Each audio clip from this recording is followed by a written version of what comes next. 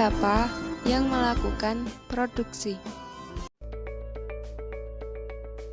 Yang melakukan produksi adalah perusahaan, di mana perusahaan menggunakan input seperti bahan baku, tenaga kerja, modal, dan lain-lain yang kemudian diolah menggunakan teknologi yang nantinya akan menjadi output yang memiliki nilai jual. Keputusan perusahaan untuk memproduksi, kendala biaya, pilihan input, teknologi produksi. 1. Kendala biaya. Mempertimbangkan harga tenaga kerja, bahan mentah, dan modal yang dimiliki. Kedua, teknologi produksi. Menentukan cara praktis mengubah input menjadi output. Ketiga, pilihan input. Menentukan kuantitas setiap input yang akan digunakan. Perusahaan dan keputusan produksi. Di dalam perusahaan terdapat beberapa divisi yang memiliki tugas masing-masing. Setiap tugas dilakukan atas biaya yang telah disepakati, sehingga barang dan jasa diproduksi secara lebih efisien. Fungsi produksi. Menunjukkan output tertinggi yang dapat diproduksi perusahaan atas setiap kombinasi spesifik input. Yang dapat dituliskan fungsi produksi. Jangka pendek versus jangka panjang.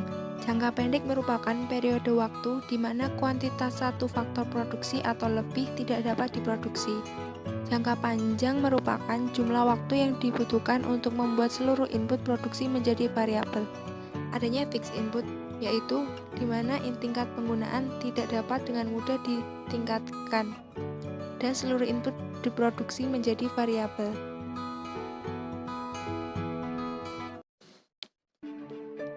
Produksi dengan satu input. Ketika memutuskan berapa banyak input tertentu yang harus dibeli, perusahaan harus membandingkan manfaat yang timbul dengan biaya dari input tersebut.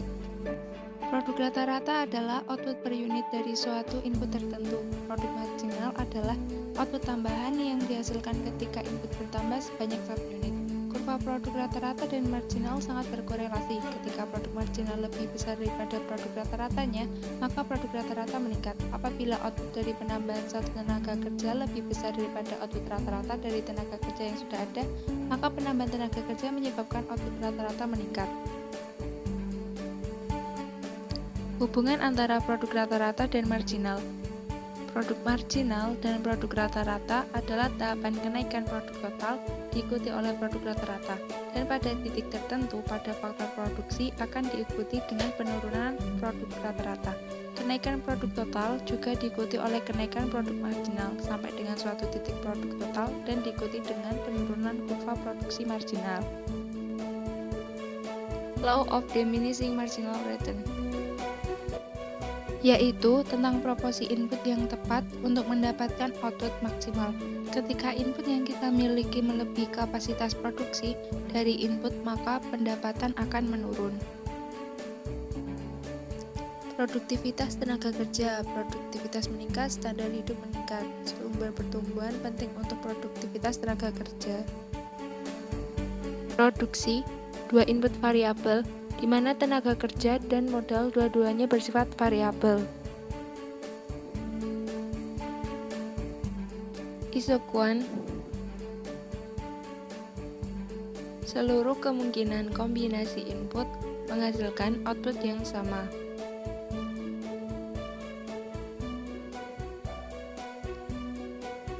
Isokuan menunjukkan fleksibilitas yang dimiliki perusahaan untuk membuat keputusan produksi.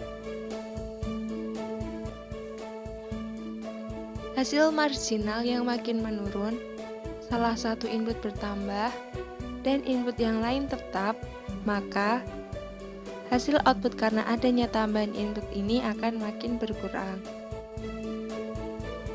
Substitusi di antara input, yaitu jumlah di mana kuantitas satu input dapat dikurangi ketika satu unit tambahan dari input lain digunakan, sehingga output tidak berubah dan dapat dirumuskan delta K per delta L.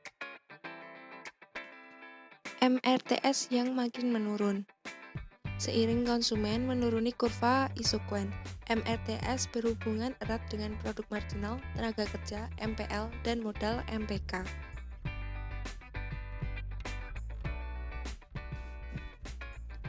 Skala hasil adalah tingkat di mana output bertambah ketika input bertambah secara proporsional. Skala hasil meningkat, situasi di mana output meningkat lebih dari 2 kali lipat ketika seluruh input bertambah 2 kali lipat. Skala hasil menurun, situasi di mana output meningkat kurang dari 2 kali lipat ketika seluruh input bertambah 2 kali lipat. Skala hasil tetap, situasi di mana output meningkat 2 kali lipat ketika seluruh input bertambah 2 kali lipat.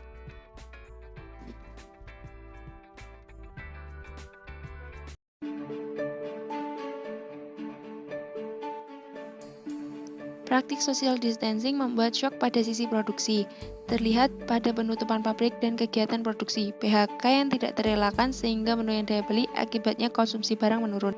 Shock pada sisi demand membuat keleluasaan untuk mengonsumsi barang menurun dan berimplikasi pada menurunnya permintaan barang tersebut. Menjelang Ramadan, dampak COVID-19 makin terasa. Sebulan menjelang Ramadan, pabrik-pabrik normalnya akan meningkatkan output produksi untuk memenuhi permintaan yang juga meningkat. Namun, dengan adanya wabah membuat beberapa pabrik mengambil kebijakan untuk mengurangi tenaga kerja atau meliburkan pekerjaan secara bergantian.